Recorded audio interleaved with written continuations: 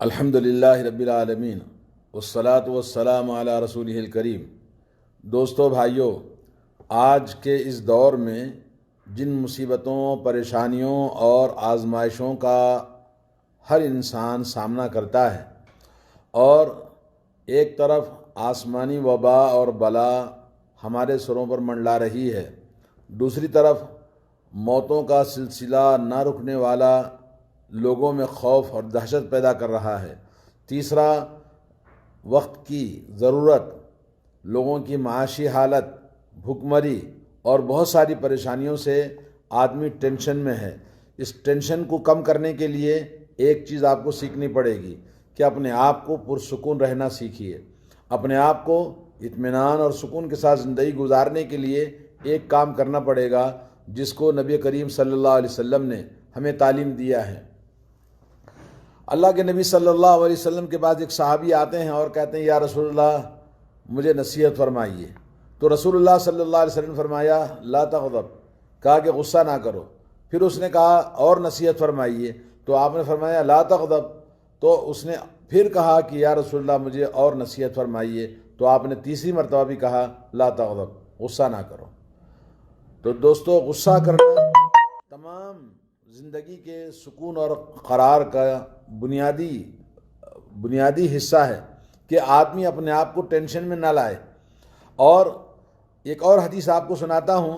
حضرت سلیمان ابن سرد رضی اللہ تعالیٰ عنہ فرماتے ہیں کنت جالسا مع النبی صلی اللہ علیہ وسلم، میں نبی کریم صلی اللہ علیہ وسلم کے ساتھ بیٹھا ہوا تھا، رجلان یستبان فاحدہما احمر وجہہ وانتفخت اوداجہ، کہتے ہیں کہ دو آدمی اللہ کے نبی نے دیکھا کہ جھگڑا کر رہے ہیں، آپس میں تو میں کر رہے ہیں، تو ان دونوں کے جھگڑے میں ٹینشن اور غصے کی وجہ سے چہرہ سرخ ہو گیا اور رگیں پھول گئیں۔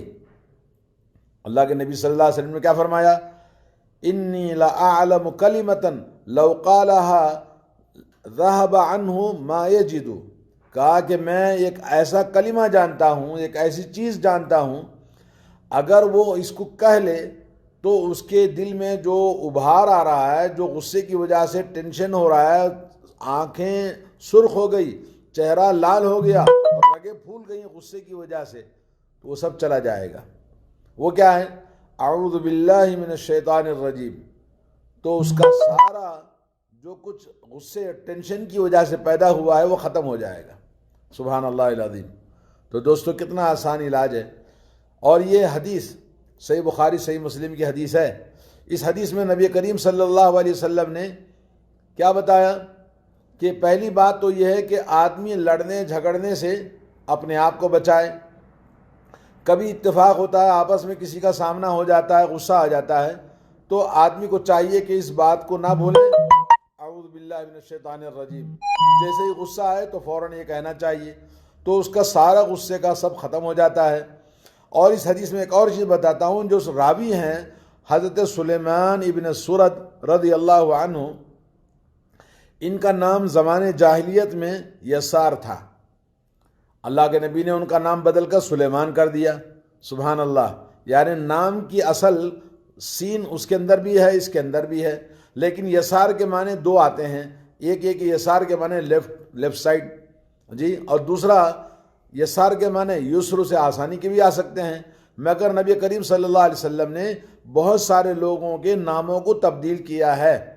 تو آدمی جس کا نام اچھا نہ ہو، جیسے آج بہت سارے لوگ ہیں نبی رسول، غلام حسین اور اس طرح کے بہت سارے نام ہیں جی، غوث، اس طرح کے جو نام رکھتے ہیں، ان ناموں کو بدلنا چاہیے۔ اور ان ناموں کو بدلنے میں اللہ کے نبی نے ہمیں طریقہ بتایا ہے کہ اچھے نام رکھیں، کیونکہ اس سے بڑی نحوستیں ہوتی ہیں، جو غلط نام ہوتے ہیں، شرکیہ نام ہے، ساری زندگی اس کے نام کے ساتھ شرک لگا رہتا ہے۔ جیسے غلام نبی ہے، غلام حسین ہے جی، اسی طرح سے نبی رسول ہے، اور کوئی کہتا بھی میرا نام عبد الرسول ہے، کوئی کہتا نبی رسول ہے، تو یہ سب بہت سارے نام ہیں اس طرح کے غلط نام، ان ناموں کو بدلنا چاہیے۔ نام بدلنے کے لیے نہ عقیقہ کرنا ہے، نہ کوئی اور چیز ایکٹنگ کرنی ہے۔ ایک آدمی آیا نبی علیہ الصلوۃ والسلام کے پاس، کہنے لگا یا رسول اللہ اسلام قبول کیا تو اس کا نام حزن تھا. حزن کے معنی حزن و ملال، غم، دکھ.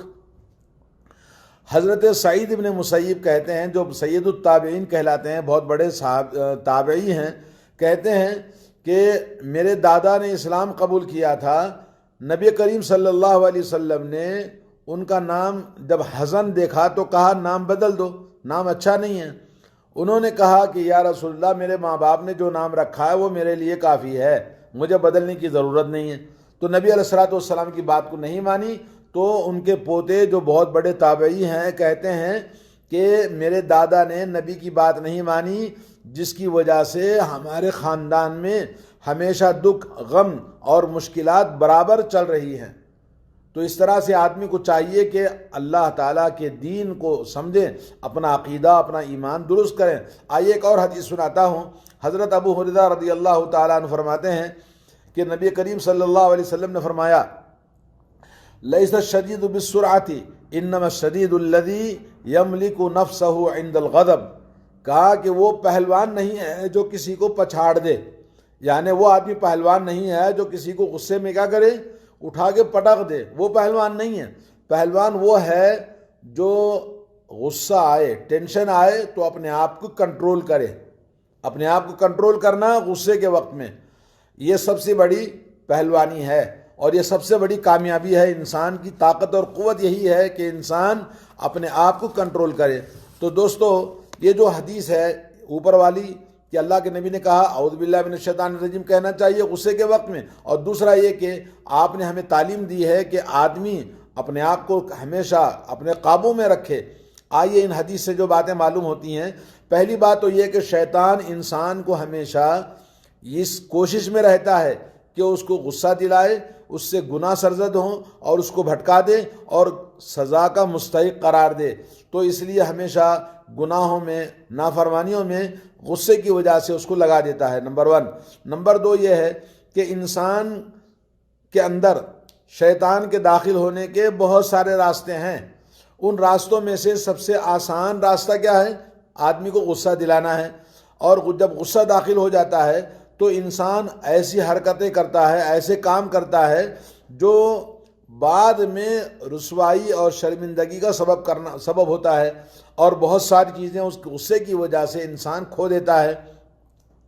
اور تیسری بات، یہ غصہ جب انسان کے اندر آتا ہے تو غصے کا نتیجہ، پہلی بات تو یہ کہ غصہ ایک آگ ہے اور یہ آگ خود اس کو پہلے جلاتی ہے، اور یہ آگ جلنے کے بعد میں یہ آگ بازو والے کو اس کا دھواں لگے یا اس کو آگ لگے. ہو سکتا ہے دھواں پہنچے، ہو سکتا ہے آگ لگے، ہو سکتا ہے کچھ بھی نہ ہو، لیکن یہ یقینی بات ہے کہ جس نے غصہ کیا اس کو تو پہلے جلا دیتی ہے.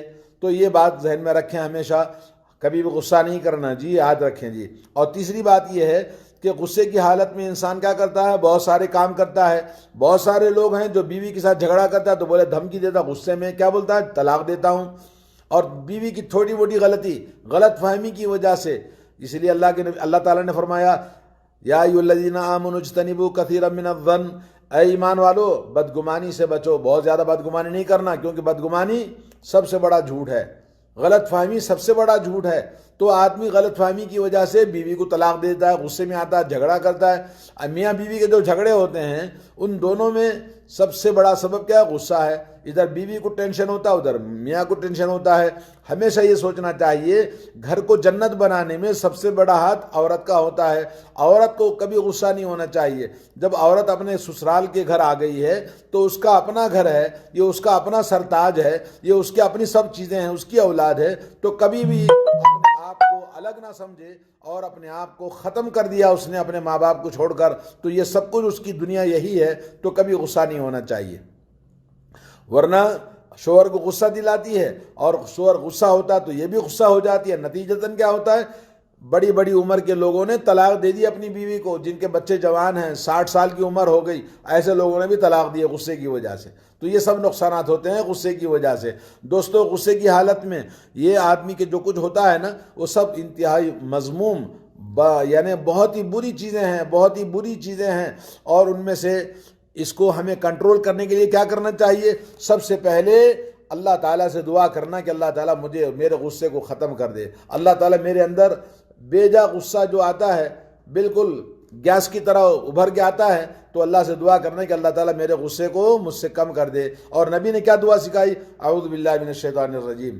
اور اسی طرح سے جب غصہ آتا ہے انسان کو تو غصے کی حالت میں وہ کیا کرتا ہے؟ غصے کو اللہ کے نبی نے کہا پانی پی لو, غصہ ٹھنڈا ہو جائے گا. یا یہ کہ حالت غصے میں آدمی چلا جائے وضو کر لے, اور اسی طرح سے اگر کھڑا ہوا تو بیٹھ جائے, اگر بیٹھا ہوا تو اٹھ کے چلا جائے. تو آدمی غصے میں نے دیکھا ایک آدمی جو ہم ایک بہت بڑے شیخ کے پاس بیٹھے ہوئے تھے, وہاں ایک آدمی آیا, آ کر سیدھا اس شیخ کے پاؤں کے پاس بیٹھ گیا, کرسی کے نیچے بیٹھ کر کہنے لگا, شیخ میں گھر سے آ رہا ہوں, میں گھر میں آیا, آتے ہی میری بیوی نے جھگڑا شروع کر دیا اور اس نے کہا کہ اگر تو حلال باپ کا بیٹا ہے تو مجھے ابھی طلاق دے دے. غصے میں دونوں کا جھگڑا ہوا, تو میں ہو گیا. تو بولے میں اب غصے میں اتنا زیادہ آپے سے باہر ہو گیا, اب کیا کروں, میں اس کو طلاق دوں؟ میں سوچ کر پھر میں گھر سے باہر نکل آیا, آپ کے پاس آ رہا ہوں, بولے مجھے کیا کرنا چاہیے؟